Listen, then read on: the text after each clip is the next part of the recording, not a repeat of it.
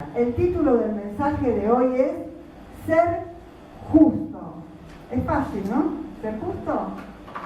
Cuando Pablo dice que hemos sido justificados por la fe en Cristo, es que en algún momento de nuestra vida el pecado nos alejaba de Dios. Y cuando nos acercamos a Dios a través de Cristo, fuimos justificados por la fe. Y el Señor, con su misericordia, nos perdonó, nos limpió y quiere, además, que nosotros aprendamos a ser justos. Que podamos poner en las manos de Dios todo lo que tiene que ver con el pecado, pero que a su vez también seamos misericordiosos. Una persona que es justa, ¿saben cuál es la parte más difícil de ser justo? Cuando hablamos. Porque cuando hablamos podemos llegar a hacer o a decir cosas que no convienen. Cuando hablamos tenemos un desafío muy grande de ser justos. Tenemos que ver qué comunicamos. Hoy decíamos justamente cómo se comunica el amor, cómo las personas se dan cuenta, cómo se comunica también la ira, cómo se comunica todo aquello que destruye a las personas, que destruye las relaciones. ¿Cuántas familias hay con problemas de relación entre ellos? Porque no se es justo, porque no se actúa con justicia. Y porque yo creo que una de las cosas más difíciles es cuando nos comunicamos. Porque a veces es tan fácil desbocarse, a veces es tan fácil decir cosas que no convienen. Es tan fácil generar violencia y ser violentos, aunque no se le levante la mano a nadie. Una persona justa, en primer lugar, edifica a sus oyentes. Y yo estaba pensando, edifica, qué linda palabra que es, porque edificar es sumar. Y edificar implica un acopio de materiales para poder edificar. Y edificar presupone un planeamiento. Y edificar lleva un tiempo. Entonces, cuando uno piensa en esto, tiene que pensar que la conducta recta, que la conducta justa, implica una comunicación que edifique y que construya una relación con los demás. Lleva tiempo. Lleva un acopio de materiales, un proceso de relación con Dios. Proverbios, vamos a leer muchos proverbios, 10:31. En la primera parte dice que la boca del justo producirá sabiduría. Qué interesante la palabra. La boca del justo, por supuesto, es una forma de decir que su hablar, que su forma de conducirse con los demás, dice que va a producir sabiduría. Cuando yo hablo de producir, estoy hablando de un resultado, ¿sí? Estoy hablando de un trabajo que va a dar un determinado resultado. El resultado de esas palabras edificantes, rectas, es que van a promover actitudes sabias en los demás. Van a producir sabiduría. Esto tiene que ver con saber situarnos en las diferentes circunstancias de la vida. Hay que saber hacer humor sin dañar, sin menospreciar. Hay que saber callar a tiempo. A ver si entendemos que parte de la comunicación son las palabras, pero también son los silencios. Y todos los silencios no son iguales. ¿O sí? Todos los silencios no son iguales. Hay silencios de enojo, hay silencios de castigo hacia el otro, Hay silencios que son una pulseada para ver quién de los dos tira la toalla primero. Hay silencios de paz. Hay silencios que son como latigazos. Te voy a decir, ¿por qué no me habla? Porque el silencio es peor que poder decir algo. Por eso es que el justo, la persona recta, la persona que toma en cuenta a Dios, edifica, construye con su forma de hablar y aún con su silencio. Y mire, callar a tiempo más de una vez lo va a sacar del apuro. Que piensen lo que quieran. Porque hay un dicho que dice: el que calla otorga. No siempre el que calla otorga. A veces el que calla está orando en silencio para que algo se apacigüe. Proverbios 11:12. Se contrasta la persona necia o con falta de entendimiento que menosprecia al prójimo con la conducta prudente del que sabe callar. Hay que saber callar, hay que saber cuándo. Y el menosprecio es lo peor que podemos hacer. Pero ¿sabe una cosa? El que menosprecia al prójimo se está menospreciando a sí mismo. Son personas que sobre ellas mismas tienen un concepto de baja autoestima. ¿Y qué hacen? Para sentirse fuertes, lo proyectan hacia el otro. Y te menosprecian y te tratan como si fueras un tonto, alguien que no entiende, cuando en realidad son ellos los que están pasando por esa situación. Mi abuela siempre decía: el grito es la autoridad de los débiles, de aquellos que se sienten con una baja autoestima, pero que tratan de imponerse al otro para amedrentarlo y para darle miedo, cuando en realidad ellos han sido amedrentados y para enmascarar ese temor maltratan a los demás. Proverbios 10:31, en la segunda parte del versículo, dice que la lengua perversa será cortada. No pues se la va a cortar literalmente, sino que es algo que Dios rechaza. La lengua perversa. Y perverso es todo aquello que es corrupto, todo aquello que es torcido. Es la persona que cuando se expresa hacia los demás no toma en cuenta al otro. Hay una palabra que usamos bastante a menudo en las reglas de convivencia, que es el respeto. Y por ahí pensamos que el respeto simplemente tiene que ver con no decir malas palabras o con tratar bien. Respeto es una palabra muy profunda, que viene de otra palabra, que no les voy a complicar la vida, pero que significa mirar por el otro. Mirar por el otro. ¿Alguna vez escucharon la expresión "esta persona no tiene miramiento en lo que hace"? Cuando nosotros decimos "no tiene miramiento", tiene que ver con que el respeto es mirar por el otro. Yo tengo que pensar en qué situación estoy, con quién estoy, qué le puedo decir, qué no puedo decir y cómo se lo tengo que decir. Porque no todos los receptores de nuestro mensaje son iguales. Y yo puedo decir las mismas cosas de diferentes maneras. Vos le podés decir a alguien que tiene que corregir algo maltratándolo, o se lo podés decir de buena manera. Y decirle: mira, las cosas son así, ¿por qué no vas por este lado? Esto es lo perverso. Y lo perverso no agrada a Dios. El impío no busca agradar a Dios, desprecia el consejo bíblico. Hay muchas maneras de ofender a Dios y a los demás.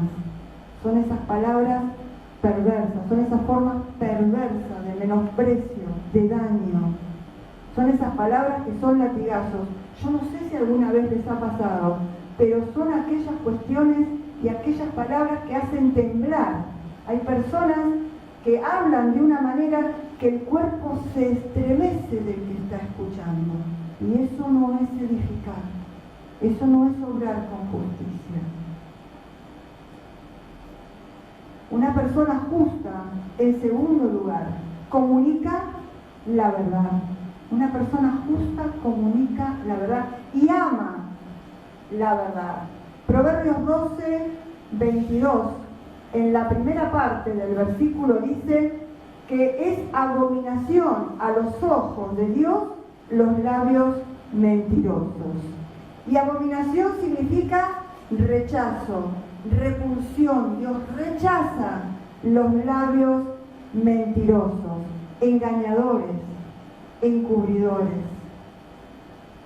las medias verdades. Yo sigo escuchando algo que no es cierto. No existe la mentira blanca, no existe la mentira piadosa, no existe. De último orar para ver cómo lo decís, pero no existe. A Dios no le agrada, no es un obrar justo. En los Salmos 5, versículo 6, afirma que Dios destruirá a los que hablan mentira y que al hombre sanguinario y engañador Dios lo abominará. Yo digo sanguinario, ¿por qué? Y porque a veces la hazaña del que miente es tal que destruye a los demás. Una mentira, una palabra mal dicha, puede destruir y puede matar a una persona. Hay un cuento, y esto de vuelta tiene que ver con la baja autoestima que decíamos al principio. Hay un cuento de Cortázar que habla de una familia en donde el hijo muere y todos se ponen de acuerdo para encubrir a la madre, porque estaba enferma y tenían miedo, para encubrir esa muerte. Finalmente uno, cuando termina de leer el cuento, de lo que se da cuenta es que los que no podían asumir la muerte eran todos los que armaron el engaño y le escribían cartas como si fuera el hijo que estaba afuera para que ella pensara que estaba vivo. Y lo peor de todo es que ella se daba cuenta. Es decir, el engaño no es tan fácil, no es tan sencillo. Y muchas veces las personas que no pueden decir algo porque ellas mismas no lo asumen.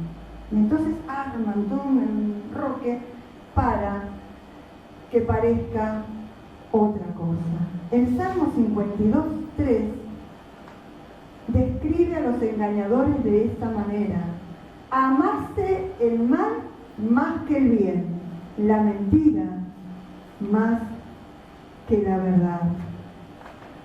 Y hace un tiempo compartíamos el texto bíblico: allí donde está tu corazón,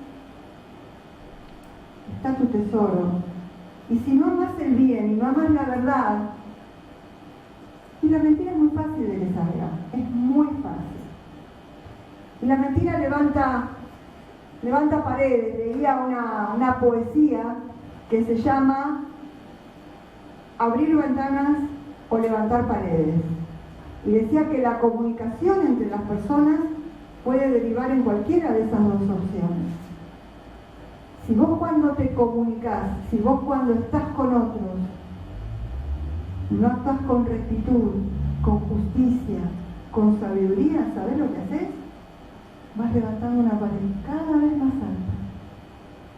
Y esa pared te separa de los demás y te aísla.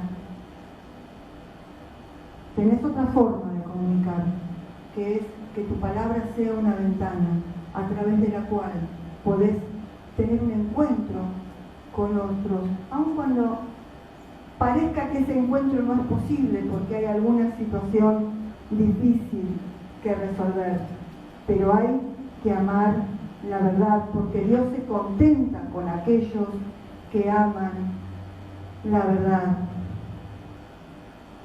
En 3 Juan, versículo 4, dice: no tengo yo mayor gozo que este, el oír que mis hijos andan en la verdad. En esa verdad que es Cristo, si andás en la verdad, esta es una conducta que a Dios le agrada. Hay un texto sobre la armadura espiritual que está en Efesios, y Efesios 6:14 aconseja: estén pues firmes, ceñidos sus lomos con la verdad. Y antiguamente esa túnica que llegaba hasta el suelo y que se podía llegar a tropezar para hacer el trabajo que había que hacer, se ceñía, se levantaba la túnica de tal manera que se pudiera caminar con libertad. Y esto es lo que da la verdad. La verdad da libertad de movimiento. Porque el que miente, inclusive, a veces se olvida de lo que dijo. Y entonces empieza a contradecir y voy a decir: pero ¿cómo? ¿No era que vos me habías dicho? Sí, no, pero lo que pasa que... Porque hay que tener buena memoria para mentir. Si no, se te complica. Eso significa estar ceñidos sus lomos con la verdad. Porque cuando la túnica, que era larga, se arrastra, es muy fácil pisarla y caerse y no poder hacer el trabajo que hay que hacer. Vamos viajando por la Biblia. Volvemos a Proverbios 23:23. Este proverbio dice en sentido simbólico: compra la verdad y no la vendas. La sabiduría, la enseñanza y la inteligencia. Alguien que permanece en la verdad se mantiene lúcido, adquiere sabiduría e inteligencia para poder actuar y moverse en la vida. No es hipócrita, no tiene dobleces, no tiene dos caras. Y esto solamente se puede conseguir cuando hacemos de Cristo el Señor de nuestra vida, cuando el Señor gobierna verdaderamente nuestra vida. El Salmo 119, 104 dice: de tus mandamientos he adquirido inteligencia, por tanto he aborrecido todo camino de mentira. Fíjense cómo acá hay una decisión personal de decir: yo elijo esto y aborrezco esto otro. ¿Y de dónde lo aprendí? De tus mandamientos, de tu palabra. Una persona justa, en segundo lugar, es instrumento de paz. Tantas veces lo decimos, pero ¿es tan fácil o no es fácil? No es fácil. Pero es interesante. Proverbios 15:18. Dice que el hombre iracundo, la ira, promueve contiendas. Nosotros diríamos echar leña al fuego. El que no la termina, te la sigue y vos se la seguís más alto, y el otro, por la duda que no lo escuche, te dice más alto, y promueve, se arma toda una rueda, que ya de eso es violencia. Todos necesitamos esclarecer que la violencia no es el golpe es el resultado final de todo un proceso, si es que existe. Pero la palabra no deja moretones visibles, deja heridas difíciles de resolver. Mas el que tarda en airarse apacigua la rencilla. No es fácil, No es fácil, porque necesitas dominio propio. Necesitas que la provocación del otro no te mueva a contestar lo mismo. No es sencillo ser instrumento de paz. Necesitas que Dios te asista y te dé la voluntad y el dominio para no decir lo que te están provocando. Porque hay personas que son provocadoras. Para que podamos entenderlo de acuerdo a algo que conocemos, es el que tira la piedra y esconde la mano. Y cuando vos vas a decir algo, te dices: yo te hablo así. No te estoy agrediendo, estoy hablando bien. Te está diciendo la barbaridad más grande. Entonces a vos se te hace un nudo en el estómago. Y dices: ¿qué hago?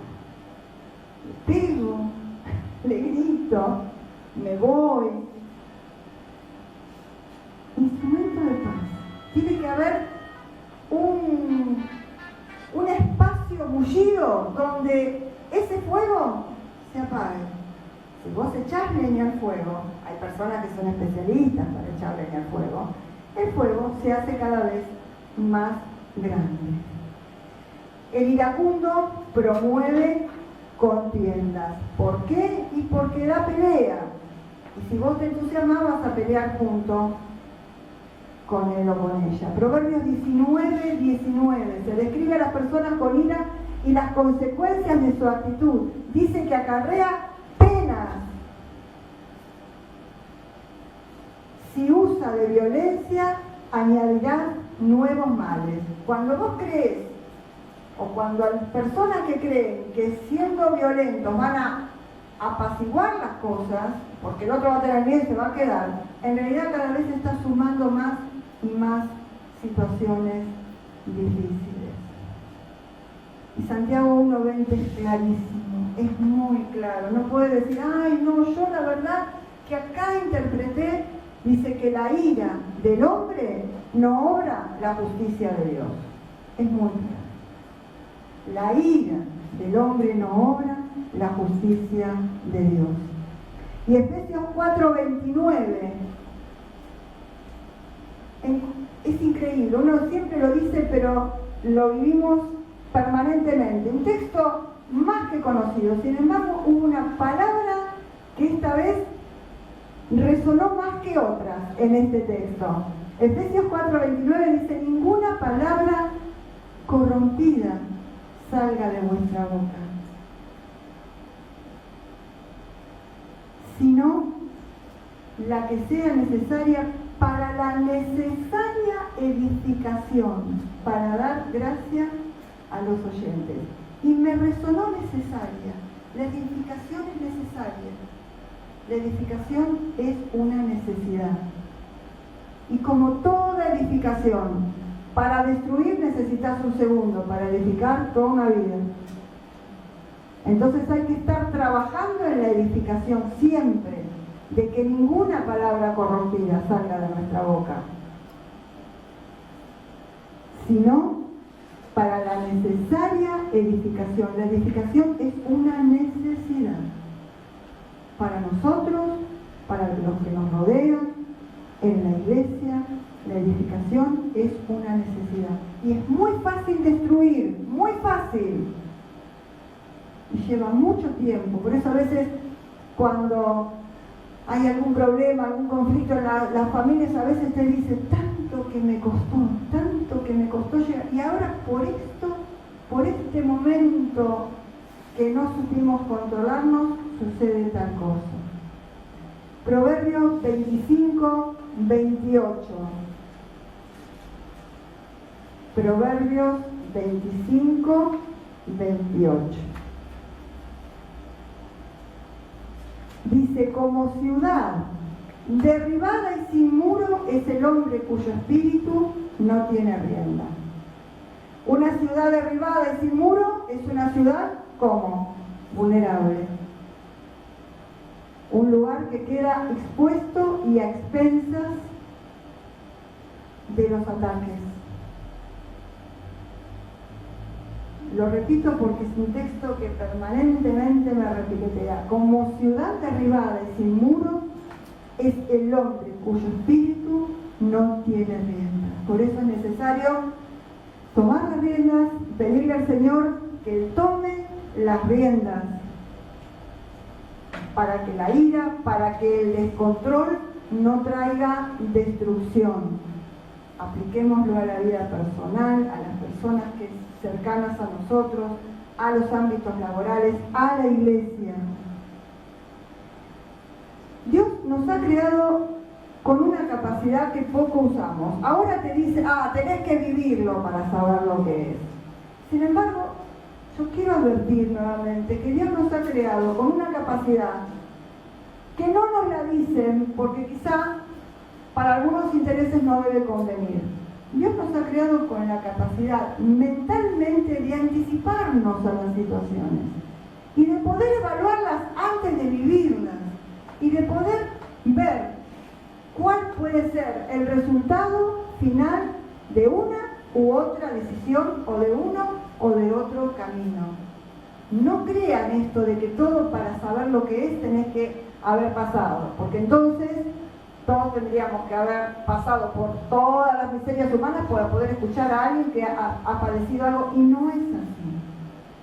Tenemos la capacidad de anticipación y podemos evaluar y decir, no, bueno, esta vez me pasó, te pasó, pero para la próxima yo voy a tener algún otro recurso para poder edificar.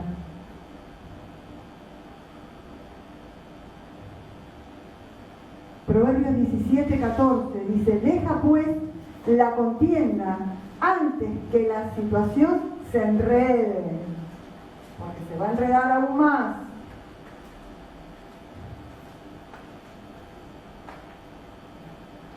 Proverbios 15:18, el que tarde en airarse apacigua la rencilla. Y otro texto que conocido, pero trabajó de otra manera y Dios resaltó otras cosas, es en Gálatas 5:22-23, donde se contrastan las obras de la carne con el fruto del Espíritu, y dice que los que son de Cristo han crucificado, han llevado a la cruz sus pasiones y deseos. ¿Para qué? Para que Dios tome control de esas debilidades. Pablo en Romanos 12:18 dice que en lo que sea posible, en la manera que vos puedas, en cuanto dependa de ustedes, estén en paz con algunos, no, con todos los hombres. Todo lo que nosotros podamos hacer para contribuir a la edificación, a la construcción, a establecer un puente con el otro, lo vamos a hacer. Si el otro no lo ve, si no lo acepta, si no lo entiende, ya nosotros dejamos la pelota en el campo del otro, no está en el nuestro. Nosotros hicimos la parte que nos toca y estamos en paz con Dios. Oremos. Señor, ayúdanos a ser constructores de puentes. Ayúdanos a poder establecer conexión con los demás, a poder estar en paz, a no sumar violencia, sino a traer paz, a resolver conflictos, a ser parte de la solución y no parte del problema. Ayúdanos, Señor, a obrar con justicia, a amar la justicia, a amar la verdad. Señor, hay debilidades, hay situaciones provocadoras muchísimas cada día, pero te pedimos, Señor, que en medio de estas situaciones difíciles podamos tener presente que tú obras en nosotros, que tu Espíritu está en nosotros y que queremos que vos tomes las riendas en esa situación.